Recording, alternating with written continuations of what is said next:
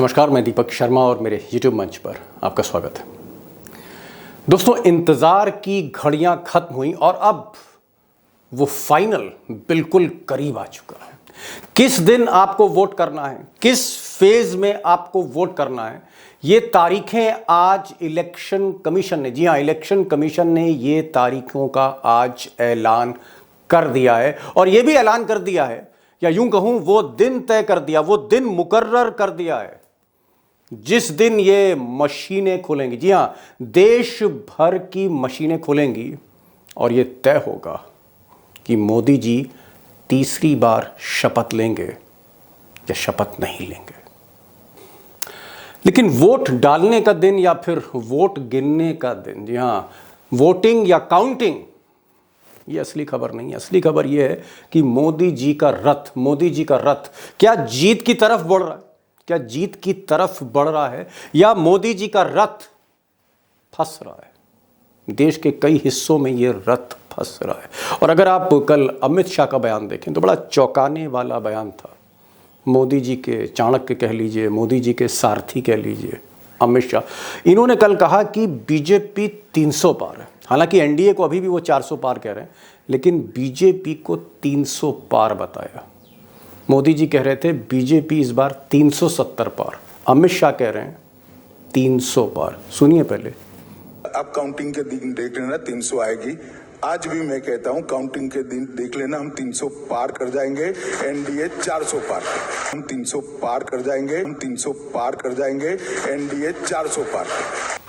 अब दोस्तों एक बात आप नोट करें, मोदी जी कुछ दिन पहले तक कह रहे थे कि बीजेपी 370 पार जा रही, 370 सीट्स ला रही, 370 पार, और अमित शाह कह रहे हैं 300 पार। अब 370 और 300, 70 सीटों का फर्क है, 70 सीटों का फर्क है। अब एक चीज यहां और मैं कहना चाहूंगा कि जो सबसे बड़ा सवाल है वो ये है कि क्या वाकई बीजेपी 300 पार जा रही है या 300 के इस पार, यानी 300 के नीचे जा रही है, 300 के ऊपर जा रही है या 300 के नीचे जा रही है। यही सबसे बड़ा सवाल है, बिग क्वेश्चन। और अगर ऐसा है तो जो मैंने पहले कहा था कि क्या मोदी जी का रथ फंस रहा है।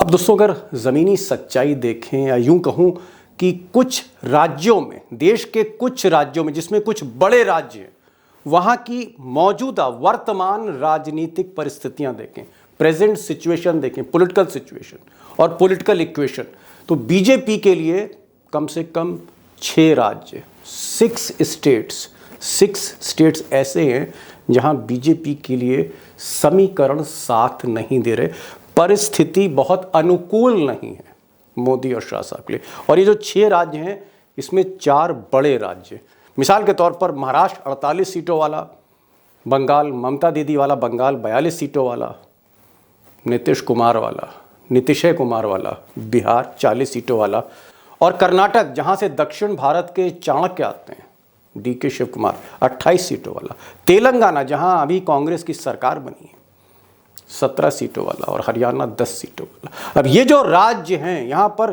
जो समीकरण कुछ दिनों पहले कह लीजिए या कुछ समय से बिगड़े हुए हैं, वहाँ क्या होने वाला है।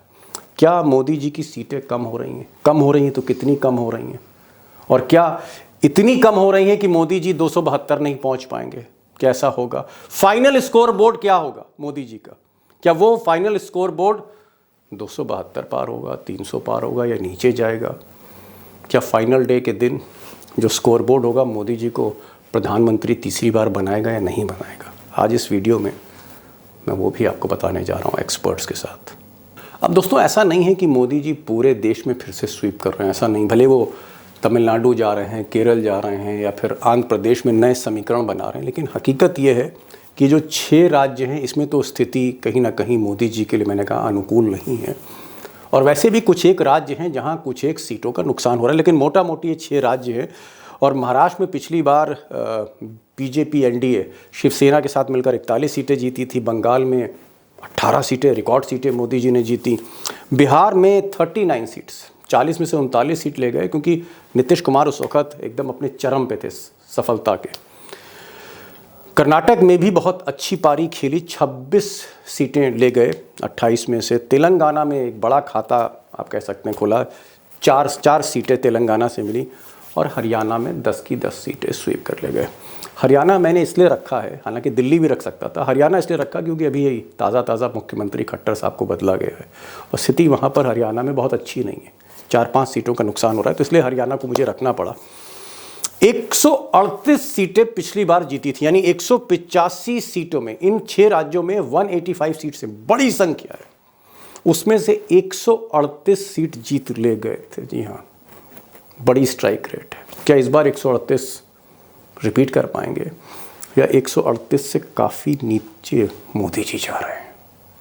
अब दोस्तों, इससे पहले कि हम आज के एक्सपर्ट्स के पास चलें और इस गिनती को आपके सामने मैं रखूं तथ्यों के साथ कि कितनी गिनती कम हो रही है मोदी जी की इन 6 राज्यों में, इन 185 सीटों में, और उसका क्या असर होगा, मुझे लगता है कि फटाफट जरा इन राज्यों की पॉलिटिकल सिचुएशन देख लेते हैं। वो जो समीकरण बिगड़ गए हैं मोदी और शाह के, वो देख लेते हैं फटाफट, और फिर चलते हैं एक्सपर्ट के पास असली खबर पे। अब जैसे महाराष्ट्र में आप कह सकते हैं कि चंदे के दम पर या ईडी के दम पर चाणक्य ने दोनों पार्टियां तोड़ी, एनसीपी को तोड़ा, शिवसेना को तोड़ा, दोनों बड़ी रीजनल पार्टी तोड़ दी। एक तरफ अजीत पवार आ गए, शरद पवार के भतीजे, और दूसरी तरफ शिंदे साहब आ गए जो बहुत खास थे उद्धव ठाकरे के, मुंह बोले भाई थे। तो अजीत पवार और शिंदे ये नए साथी हैं मोदी जी के, एनडीए के। लेकिन हकीकत ये है, दुर्भाग्य ये है, ट्रेजेडी ये है मोदी जी के लिए, ये दोनों ही असली नेता नहीं है।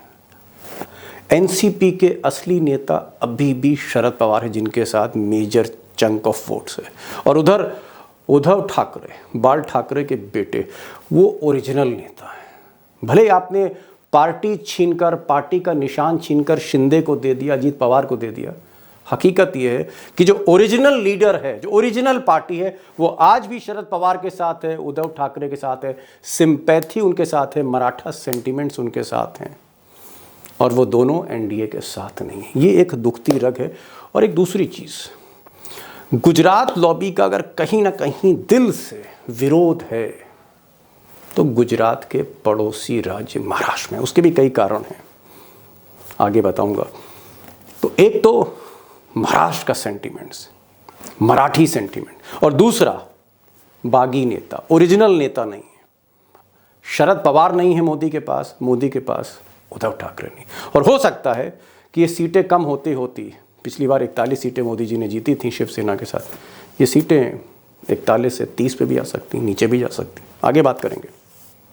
अब बंगाल भी देख लेते हैं। बंगाल में बार बार मोदी जी कह रहे हैं 26 सीट, इस बार हम 26 सीट ला रहे हैं, हम रिकॉर्ड तोड़ रहे हैं। पिछली बार 18 सीटें मिली थी 42 में बीजेपी को, इस बार वो कह रहे हैं 26। अमित शाह कह रहे हैं 25 सीटें मिल रही। लेकिन दोस्तों, स्थिति वहाँ भी बहुत अनुकूल नहीं, फेवरेबल नहीं है। खासकर जो अभी ममता के साथ हादसा हुआ, ममता दीदी के साथ, और दीदी की वो जो तस्वीर वायरल हुई, मैं दिखा नहीं सकता वो तस्वीर क्योंकि फेस पर बहुत ब्लड है, उनके चोट लगी और हॉस्पिटल के बेड पर वो हैं, उसका बहुत असर है। लेकिन ये सिर्फ एक तस्वीर निर्णायक नहीं है। ममता दीदी को चोट लग गई और लोगों के सेंटिमेंट्स उनकी तरफ अचानक आप कह सकते हैं मुड़ गए, ये डिसाइसिव नहीं। डिसाइसिव ये है कि ग्राउंड पर बीजेपी के जो पुराने नेता हैं उनमें थोड़ा सा कहीं ना कहीं भरोसे की कमी दिख रही है। कई नेता टीएमसी में शामिल हो रहे हैं, बीजेपी भी कहीं ना कहीं नज़रें छुपाने के लिए कुछ नेता ला रही है अपनी पार्टी में फिर से। लेकिन ground situation is not very favourable for mister Modi, उस पर बात करेंगे। अब बिहार में क्या बोलूँ मैं, बिहार में आप नीतीश जी का हाल देख रहे हैं, कभी कुछ बोल देते हैं, कभी कुछ कह देते हैं, कभी कुछ यू टर्न ले रहे हैं। और जब से नीतीश कुमार को मोदी जी ने लिया है, एसेट कम लाइबिलिटी ज़्यादा है। आप कह सकते हैं कि नफ़ा जो है उससे कहीं ज़्यादा नुकसान हो रहा है। ये इंटरनल रिपोर्ट में बता रहा हूँ, इस पर भी डिस्कस करेंगे। और तेजस्वी को वहाँ काफ़ी आप कह सकते हैं एक एज मिला है। तेजस्वी जहाँ 6 महीने पहले खड़े थे उससे कहीं आगे आज वो खड़े हुए हैं, उस पर बात होगी। हरियाणा में तो स्थिति बहुत ही ख़राब है। हरियाणा में दरअसल जिस तरह से मोदी जी ने अपने पुराने दोस्त को ही कुर्बान कर दिया, खट्टर साहब को ही हटा दिया, मंत्रिमंडल के कई दिग्गज नेता हटा दिए, जो साझेदार थे दुष्यंत चौटाला उनको छोड़ दिया, डिच कर दिया। हकीकत यह है हरियाणा में कि 10 में से 5-6 सीटें हैं जो बीजेपी के लिए फंसी हुई हैं। A major loss could happen in Haryana. Telangana में मोदी जी चाह रहे थे कि बीआरएस के साथ उनकी अंडरस्टैंडिंग हो जाए, केसीआर के साथ अंडरस्टैंडिंग हो जाए। बात बिगड़ गई। अब बात करने का अंदाज गलत हो सकता है, और बात इतनी बिगड़ी केसीआर के साथ कि कल ईडी ने छापा डाला और केसीआर की बेटी को ही गिरफ्तार कर लिया, कविता को। जी हाँ, वो बेटी जिसकी वजह से केसीआर झुक गए थे पिछली बार विधानसभा चुनाव में और चुनाव हार गए थे, उस बेटी को फाइनली ईडी ने गिरफ्तार कर लिया। यानी बात बहुत ज़्यादा तेलंगाना में बिगड़ चुकी, उस पर भी मैं आऊँगा। तो दोस्तों, इन 185 सीटों में क्या होने जा रहा है? 4 बड़े राज्य और 2 और निर्णायक राज्य। यहाँ क्या होने जा रहा है? महाराष्ट्र में क्या होने जा रहा है? बिहार में क्या होने जा रहा है? बंगाल में क्या होने जा रहा है? कर्नाटक में क्या होने जा रहा है? आप कह सकते हैं तेलंगाना में क्या होने जा रहा है? हरियाणा में क्या होने जा रहा है? ये जो 185 सीटें में होने क्या जा रहा है? बीजेपी को कितनी मिलने जा रही है? पिछली बार तो 138 मिली थी। बिग क्वेश्चन है। मैं ज़्यादा समय नहीं लूँगा, सीधे एक्सपर्ट्स के पास चलते हैं। इस बड़े सवाल को डिकोड करने की कोशिश करते हैं कि अगर इन 6 राज्यों में बीजेपी को मुश्किल हुई तो क्या मोदी जी सेहरा पहनने जा रहे हैं इस बार 2024 में? तीसरी बार प्रधानमंत्री बनने जा रहे हैं? ये सबसे बड़ा सवाल है, और इसी सवाल को आज खंगालने की कोशिश करते हैं। चलते हैं एक्सपर्ट्स के पास। मेरा पहला सवाल प्रोफेसर रवि कांत जी से। प्रोफेसर साहब, 4 जून को मशीनें खुलने वाली हैं, 4 जून को, और मुझे लगता है 4 जून को हम और आप और जो हमारे दोस्त देख रहे हैं 12 बजे तक पता लग जाएगा कि मोदी का रथ जीत की तरफ बढ़ रहा है, बनारस से इंद्रप्रस्थ की तरफ बढ़ रहा है, वो तीसरी बार शपथ ले रहे हैं या फिर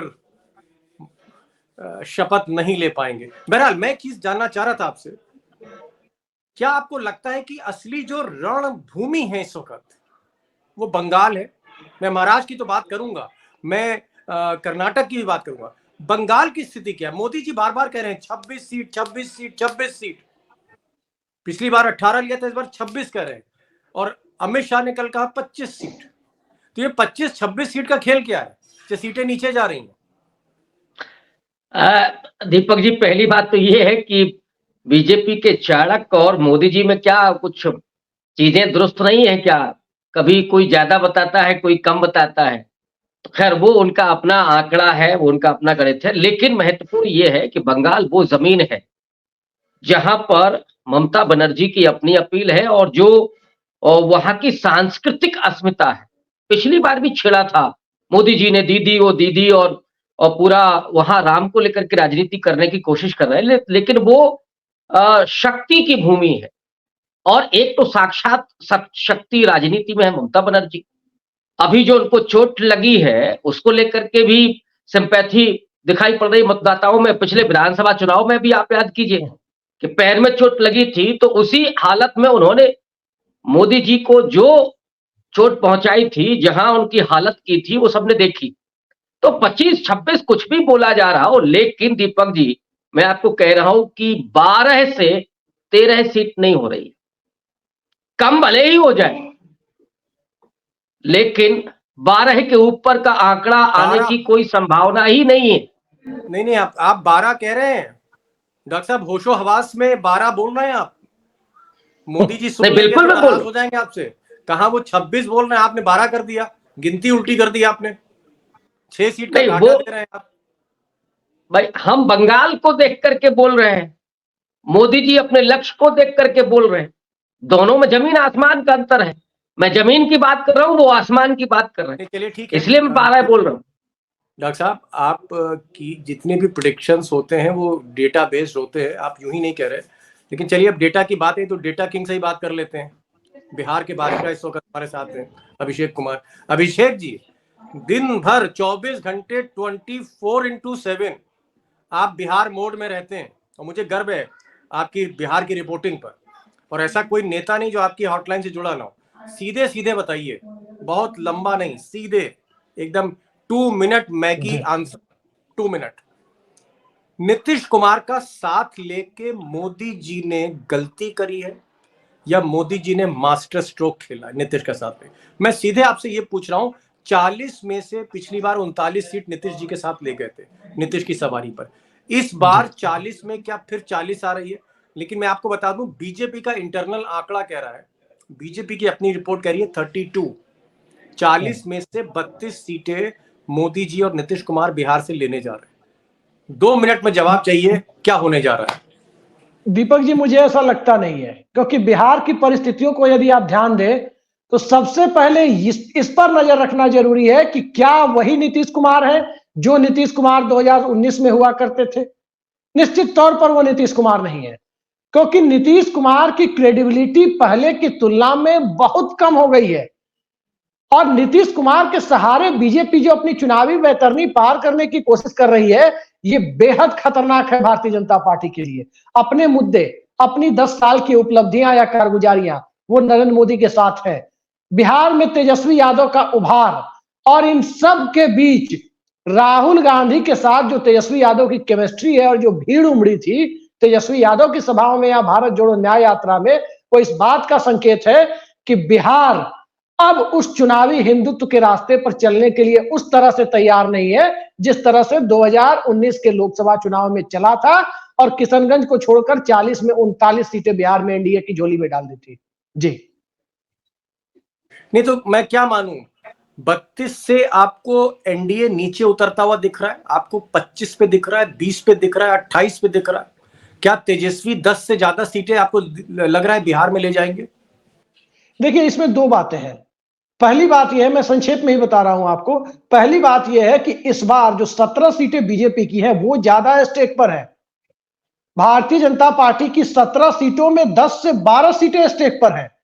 वही जनता दल यूनाइटेड की सीटों की जहां तक बात है, जनता दल यूनाइटेड की सीटें भी स्टेक पर है, लेकिन वो 10 से 12 सीटें उनकी स्टेक पर नहीं है, दांव पर नहीं लगी है उतनी सीटें।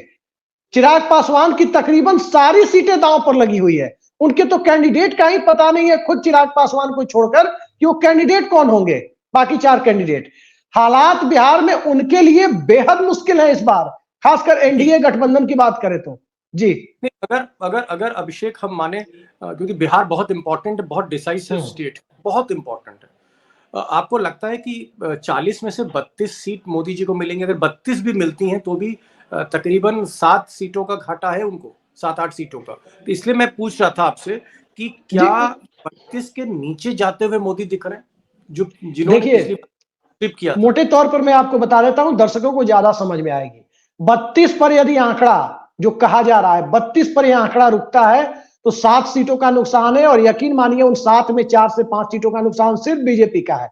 अगर यह आंकड़ा 25 पर आता है तो भारतीय जनता पार्टी की सीटों की संख्या उसमें 8 से 10 हो सकती है। नुकसान बीजेपी ज्यादा उठाने जा रही है, जनता दल यूनाइटेड को भी नुकसान है, लेकिन जनता दल यूनाइटेड को बीजेपी का जो वोट मिल रहा है वो वोट प्लस जेडीयू का अपना वोट जी, और प्लस एक ऐसा वोट, मैं इसलिए बात कह रहा हूं कि राजद और जेडीयू अधिकांश सीटों पर टकराने जा रहे हैं। और रविकांत जी भी अभी बिहार घूम कर आए हैं, राजद और जेडीयू के बीच जहां भी टक्कर होगी, बिहार में दलित और महादलित तबके का एक बड़ा धड़ा तेजस्वी यादव की तुलना में नीतीश कुमार की सीटों पर तो खड़ा हो जाएगा उनके पक्ष में, बीजेपी के पक्ष में वो खड़ा होने नहीं जा रहा है।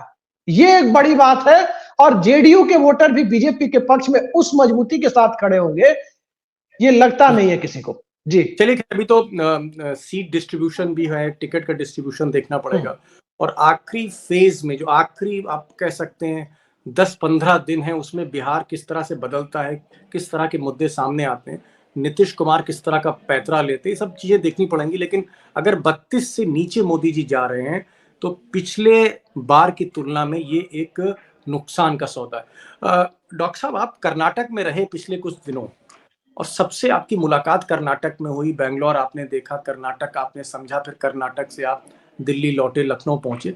कर्नाटक में आपको क्या लगता है? कर्नाटक में 28 में से 26 सीटें पिछली बार मोदी जी ले गए थे, और इस बार जो उनके सबसे बड़े फेस हैं येदुरप्पा साहब, वो तो एक पॉक्सो के केस में फंस गए बेचारे। ऐसा केस जो मैं बता भी नहीं सकता शर्म के मारे। मेरे इतने दोस्त हैं, बहुत सी महिलाएं हैं, बुजुर्ग सभी देखते हैं हमारे शो को। एक ऐसे केस में फंस गए हैं येदुरप्पा, सबसे बड़े नेता बीजेपी के, जिसको बताने में मुझे शर्म आएगी। बहरहाल डॉक्टर साहब, आपका फीडबैक क्या है? चलिए, येदुरप्पा जी की भैंस पानी में गई, कोई बात नहीं। ओवरऑल आपको क्या लग रहा है कि क्या 28 में से 20 सीटें बीजेपी को फिर मिल जाएंगी, जैसा कि गोदी मीडिया कह रहा है, बीजेपी जो प्रोजेक्ट कर रही है, या ये सीटें आप 20 से कम होते हुए देख रहे हैं बीजेपी की कर्नाटक में? दीपक जी, 2014 के बाद भारत की राजनीति में एक करेक्टर घुसा जिसको चाणक्य कहा गया, और अमित शाह बीजेपी के चाणक्य माने जाते हैं, कि जो साम दाम दंड भेद करके अपनी पार्टी को जिताए, ना जिता पाए तो सरकार बनाए, कैसे बनाए क्या बनाए, वही चाणक्य है। कांग्रेस का चाणक्य किसे माना? आपने ही बोला, डीके शिव कुमार। वो कर्नाटक में बैठे, और कर्नाटक में जो अभी कांग्रेस की सरकार है, राहुल गांधी सामाजिक न्याय की बात बोल रहे हैं, लेकिन असली फॉर्मूला कर्नाटक में है। 25% बजट का एलोकेशन सोशल जस्टिस के लिए। वो जमीन जहां पर, अगर मैं उत्तर भारत की बात करूं तो पाल समाज के आने वाले सिद्धारमैया वो सीएम है, डिप्टी सीएम कुर्मी समाज के हैं, गृह मंत्री दलित समाज से है, विधानसभा अध्यक्ष मुस्लिम है। ये जो कॉम्बिनेशन है कर्नाटक का, और लोगों ने जो मुझे बताया, जिन पत्रकारों से मेरी बात हुई, वो कहते हैं कि भारतीय जनता पार्टी यहां 20 तो छोड़ दीजिए, अगर वो 12 से 15 सीटें भी जीत जाए तो बहुत बड़ी बात होगी। कोई बड़ा लीडर नहीं है कर्नाटक में इस समय। जो कुछ है वो पुराना उनका, जो आपका कोस्टल कर्नाटक है, वहां पे तो बीजेपी मजबूत है, लेकिन इसके अलावा बाकी और पूरे कर्नाटक में बीजेपी की हालत बेहद खस्ता है। और येदियुरप्पा का बाहर जाना, उन पर वो मुकदमा लगना, ये भी कहीं ना कहीं चोट पहुंचाएगा बीजेपी को। और मैं नहीं समझता कि वो 15 के ऊपर, बल्कि मैं तो कहूंगा कि 12 के आसपास ही बीजेपी रहेगी, इसके ऊपर जाने की कोई संभावना नहीं। जी डॉक्टर साहब, मैं एक स्टेट बगल का महाराष्ट्र रह गया, और महाराष्ट्र को अमित शाह ने एक मीटिंग में कहा कि क्रिटिकल स्टेट है हमारे लिए जो सबसे क्रिटिकल स्टेट है वो महाराष्ट्र, ये अमित शाह ने कहा। मैं तेलंगाना पर भी आऊंगा, हरियाणा पे भी आऊंगा, दो हमारे एक और स्टेट रह चुके हैं जहां बीजेपी का रथ फंसा हुआ है। महाराष्ट्र में डॉक्टर साहब आपको लगता है कि अजीत पवार और एक नाथ शिंदे जाहिर तौर पर उद्धव ठाकरे के बाद बड़े नेता शिवसेना के थे, जिनको तोड़ के अमित शाह लेके आए। अजीत पवार जाहिर तौर पर शरद पवार के बाद एक बड़े नेता थे, जिनको एनसीपी से तोड़ा गया। आपको लगता है अभी भी ओरिजिनल नेता, एनसीपी का ओरिजिनल नेता शरद पवार चाणक्य के पास नहीं है, मोदी जी के पास नहीं है, और शिवसेना का जो ओरिजिनल परिवार, ओरिजिनल डीएनए, ओरिजिनल नेता है उद्धव ठाकरे, वो जो है मोदी शाह के पास नहीं है? ये जो नकली नेता हैं, जो नकली कुल्फी बेच रहे हैं सियासत की, आपको लगता है कि ये नकली कुल्फी बिकेगी महाराष्ट्र में? ये बिकेगी, या फिर आपको लगता है कि वोटर जो है वो ओरिजिनल के साथ जाएगा? जी दीपक जी, ये जो निकले हैं ना, वो चाणक्य की फैक्ट्री से निकले। अजीत पवार को शरद पवार के बराबर खड़ा कर दिया चाणक्य ने, एक नाथ शिंदे को वहां उद्धव ठाकरे के बराबर खड़ा कर दिया, लेकिन जनता में नहीं है।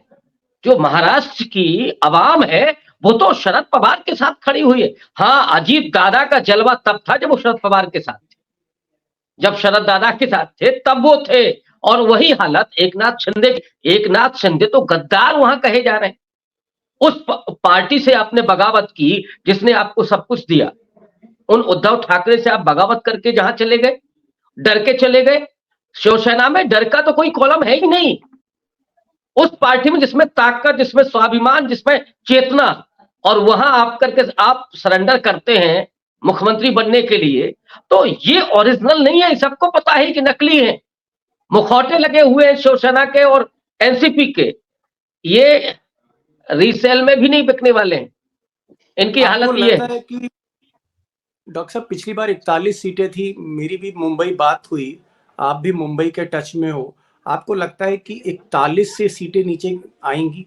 हो सकता है एनडीए को मोदी जी को संतोष करना पड़े 25 सीटों पे या 26 सीटों पे, ऐसा लग रहा है आपको? या 30 सीटों तक बिल्कुल ठीक यही आंकड़ा मेरे ध्यान में है जो आपने कहा, 25-26 सीट अगर मिल रही है तो that is a bad news for Modi ji. Modi ji तो 41 के ऊपर जाना चाह रहे थे, 400 पार का नारा दे रहे हैं। अभिषेक, मैं सीधे तेलंगाना पे आना चाहता हूं। तेलंगाना पे हमने देखा कल कि केसीआर जो वहाँ के आज की तारीख में एक बड़े नेता हैं और लगातार सरकार चला रहे थे, इस बार हारे हैं।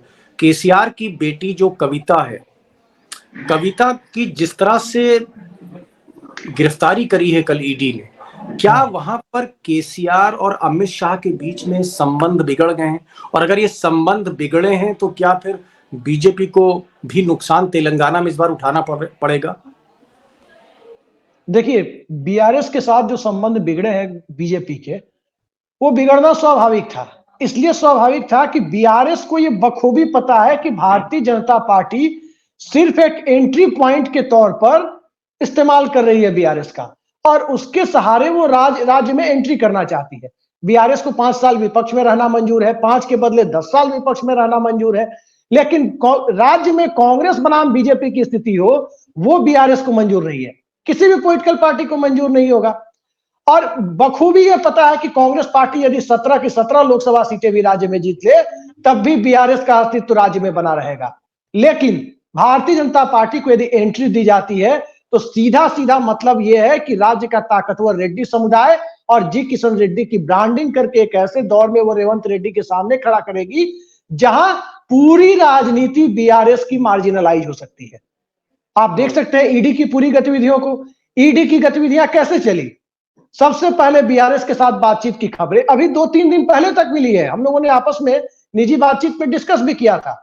और उसके बाद जब बातचीत टूटी, जब केसीआर ने खतरा भांप लिया, तो उनकी बेटी को अरेस्ट कर लिया गया।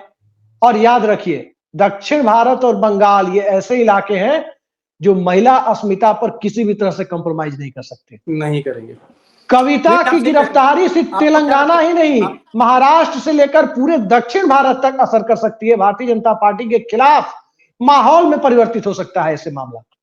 जी, आपको लगता है पिछली बार 4 सीटें मिली थी तेलंगाना में बीजेपी को, और इस बार बीजेपी कह रही है कि हम 8 सीट ला सकते हैं, ये बीजेपी का दावा है। लेकिन जिस तरह से केसीआर की बेटी को गिरफ्तार किया, जो डेस्परेशन बीजेपी का दिख रहा है, मुझे भी थोड़ा शक होता है। आपको क्या लग रहा है, 4 सीटें ले आए मोदी जी जो पिछली बार लाए थे, ये बड़ी उपलब्धि होगी, या आपको 4 से भी नीचे उतरते हुए दिख रहे हैं तेलंगाना में? मुझे तो लग रहा है कि जी किशन रेड्डी खाता यदि खोल ले, यही उपलब्धि होगी। यही, क्योंकि अब ध्यान रखिए, रेड्डियों के तब उभरते हुए नेता थे वो पूरे तेलंगाना में, रेड्डी समाज के, और जहां से वो चुनाव लड़ते हैं वहां ठीक ठाक आबादी रेड्डी समुदाय की थी। लेकिन आज रेवंत रेड्डी, अभी तक हम लोग उन्हें अंडर एस्टिमेट करते रहे हैं, लेकिन वहां के जितने पत्रकारों से और पॉलिटिकल एनालिस्ट से मेरी बातें हुई, कांग्रेस के मुख्य रणनीतिकार जो माने जाते हैं दक्षिण भारत में, उनके करीबी से मेरी बात हुई। वो कह रहे थे कि आप लोग डीके शिव कुमार पर फोकस कर रहे हैं, डीके शिव कुमार से ज्यादा बड़े चाणक्य बन के अब रेवंत रेड्डी उभर रहे हैं दक्षिण भारत में। दो और लोकसभा चुनाव के बाद पता चल जाएगा। दो चाणक्य। चलिए हरियाणा की भी बात कर लेते हैं, फिर मैं एक फाइनल कमेंट दूंगा डॉक्टर साहब से। हरियाणा में आप बार बार काफी रिपोर्ट्स मैंने आपकी देखी हरियाणा की। हरियाणा में 10 में से 10 सीटें पिछली बार ले गई थी, लेकिन इस बार जिस तरह से मुख्यमंत्री को हटा दिया, खट्टर साहब को हटा दिया, अनिल विज को हटा दिया, मंत्रिमंडल से कई बड़े चेहरे मोदी जी ने हटा दिया। आपको क्या लग रहा है कि मोदी जी कहीं ना कहीं हरियाणा को लेके परेशान है, माथे पे बल है, चेहरे पे शिकन है उनके, और चाणक्य भी कहीं ना कहीं प्रेशर में है हरियाणा को लेके? 10 में 10 सीटें थी, इस बार क्या आपको लग रहा है 4-5 सीटें फंसी हैं, 2 सीटें फंसी हैं बीजेपी की? देखिए, जो परिस्थिति हरियाणा की है, जो नायब सैनी चीफ मिनिस्टर बनाए गए, वो दरअसल एंटी इनकम्बेंसी को, जो दिखाई दे रही थी एंटी इनकम्बेंसी, उसको कहीं ना कहीं किनारे करने के लिए पूरी कवायद हुई कि एंटी इनकम्बेंसी मनोहर लाल खट्टर की सरकार के खिलाफ है। लेकिन हकीकत दूसरी है। आप किसान आंदोलन देखें या महिला पहलवान आंदोलन देखें, नूह और मेवात की घटना के जोर न पकड़ने की परिस्थितियों को देखें, तो सीधा सीधा इसमें मनोहर लाल खट्टर सरकार के या उनके एडमिनिस्ट्रेशन के खिलाफ कहीं गुस्सा नहीं था। यह गुस्सा दरअसल नरेंद्र मोदी की सरकार के खिलाफ था। और सैनी समाज के व्यक्ति को मुख्यमंत्री बनाकर हरियाणा की में एक तरह से बीजेपी ऐसा लगता है हार मान चुकी है। मैं बहुत जिम्मेवारी के साथ कह रहा हूं कि फरीदाबाद और गुड़गांव की पार्टी लोग कह रहे हैं वहां उनको, और ये हार मान चुकी परिस्थितियों में पश्चिमी उत्तर प्रदेश के सैनी समुदाय को कहीं ना कहीं एड्रेस कर रहे हैं कि आज की परिस्थितियों में जब जयंत चौधरी इनके साथ चले गए, तो उस पूरे इलाके में जो बॉर्डर इलाका है, सैनी समुदाय यदि विपक्षी महागठबंधन जो इंडिया अलायंस है उसके साथ 50% तक भी खड़ा हो गया तो पश्चिमी उत्तर प्रदेश में बहुत बड़ा डेंट दे सकता है, खासकर वहां जहां पहले चरण का चुनाव है सहारनपुर बेल्ट में। रविकांत जी हमसे बेहतर जानते हैं उस पूरे इलाके की राजनीति को। बिल्कुल बिल्कुल। एक नहीं, आपने कहा सही चीज कही कि गुड़गांव और फरीदाबाद की पार्टी बीजेपी बन रही है, यानी 10 में से 2 सीटें आप कह रहे हैं कि मजबूत हैं, बाकी कुरुक्षेत्र है, अंबाला है। वहां पर कुरुक्षेत्र में क्या रण क्षेत्र बनता है इस बार वो देखना होगा। लेकिन एक चीज सही है कि खट्टर साहब का हटाना, अनिल विज का हटाना, मुख्यमंत्री को हटा देना और मुख्यमंत्री के बाद दूसरे बड़े नेता अनिल विज को हटाना, कहीं ना कहीं मोदी जी जैसे स्वीकार कर रहे हों कि हरियाणा की दीवार पर इबारत क्या लिखी हुई है। एक लास्ट कमेंट आपसे चाहूंगा डॉक्टर साहब, खट्टर को कुर्सी से हटा देना, जिसके साथ मोदी जी दरी पर सोते थे, एक थाली में खाते थे। मोदी जी खुद कहते हैं कि खट्टर साहब मोटरसाइकिल चलाते थे, मैं पीछे बैठता था। एक पुराने दोस्त को कुर्बान कर दिया अगर मोदी जी ने। आपको क्या लगता है कि हरियाणा जैसे और कई राज्यों में ये मोदी का डर दिखाता है? Last comment, last line. हाँ, डेफिनेटली तभी इतनी बड़ी कुर्बानी दी। और खट्टर साहब तो गीत गा रहे होंगे दोस्त दोस्त ना रहा, लेकिन हकीकत ये है कि वो जो कुरुक्षेत्र है वो धर्म और अधर्म का रण क्षेत्र होता था। महिला पहलवानों के साथ जो अन्याय हुआ है, किसानों के साथ जो ज्यादती और अन्याय हो रहा है, क्या वो धर्म और अधर्म के रण क्षेत्र में नहीं तब्दील होगा? महाराष्ट्र के लोग लड़ाका है, जाट समुदाय और पंजाबी। भाई अनिल विज और खट्टर दोनों पंजाबी समाज से आते हैं। 5.5 से ऊपर 5.5% से ज्यादा पंजाबी समाज है और 25% करीब जाट समाज है। तो वो जो पलटवार करेगा इस बार, वो उसको नहीं, मुझे नहीं लगता कि उसका सामना नहीं कर पाएंगे मोदी जी। और फिर जो मंसूबे देख रहे हैं उसी कुरुक्षेत्र में, उसी हरियाणा में, वहां एक नई महाभारत लिखी जाएगी और उस महाभारत में मोदी जी क्या अंक पाएंगे ये तो आने वाला वक्त बताएगा। एक बड़ी बात आप लोगों ने एक बड़ी बात कही कि हरियाणा में अगर 10 में से 5 सीट इस बार मोदी जी ले जाएं तो that is a big achievement for Modi and Shah. आज दोस्तों मैं आपको बिल्कुल भी ये नहीं बताऊंगा कि ये जो 185 सीटें आप हमने डिस्कस करी 6 राज्यों में, इतनी सीटों पर मोदी जी जा रहे हैं। मुझे लगता है कि अगर आप इस प्रोग्राम को गौर से सुन रहे हैं, अगर इस प्रोग्राम को आप गौर से देख रहे हैं, तो आप कागज पेंसिल लेकर बैठेंगे तो आप खुद कैलकुलेट कर लेंगे। अभिषेक जी ने क्या कहा, डॉक्टर साहब ने क्या, मैंने क्या किया, असेसमेंट क्या है, और आप कैलकुलेट करके समझ सकते हैं कि 4 जून को जब मशीनें खुलेंगी, ये अगर 6 राज्य फंसते हुए नजर आ रहे हैं जिसमें कोई रास्ता नहीं दिख रहा, एक अंधेरी सुरंग की तरफ जहां तेलंगाना में बीजेपी बढ़ते हुए दिख रही है, और जिस सुरंग में वो हरियाणा में फंस रही है, या महाराष्ट्र में कोई रास्ता नहीं दिख रहा, या बंगाल में एक तरह का उबाल है जो बीजेपी के मुखालिफ जा रहा है, अगर ये परिस्थितियां हैं दीवार पर, मुझे लगता है दोस्तों आज आप खुद कलम उठाइए, खुद कागज उठाइए, और हम लोगों ने जो कहा है तो जरूर उसको आप कैलकुलेट करिए, आप नतीजे पे पहुंचेंगे। और अगर आपके पास कोई इनपुट है तो जरूर शेयर करिएगा। अभिषेक आप आए, डॉक्टर साहब आप आए, बेबाकी से बात हुई, और मुझे लगता है आज क्योंकि तारीखों का ऐलान हुआ है, 4 जून को फाइनल का फाइनल है, देखना होगा कि क्या है। बहरहाल ये जो 6 राज्य थे उस पर हमने कोशिश करी उस सवाल को डिकोड करने की कि ये जो 6 राज्य गले की हड्डी बन रहे हैं मोदी जी के लिए, क्या यहाँ रथ फंस सकता है, और अगर रथ फंस सकता है तो नतीजा आप 4 जून को समझ सकते हैं क्या है। अभिषेक आपका तहे दिल से शुक्रिया, डॉक्टर साहब आपने समय निकाला, आपका तहे दिल से शुक्रिया। Thank you so much for joining this program. अपने दोस्तों की तरफ से मैं फिर से आपका शुक्रिया अदा करता हूँ। Thank you so much sir.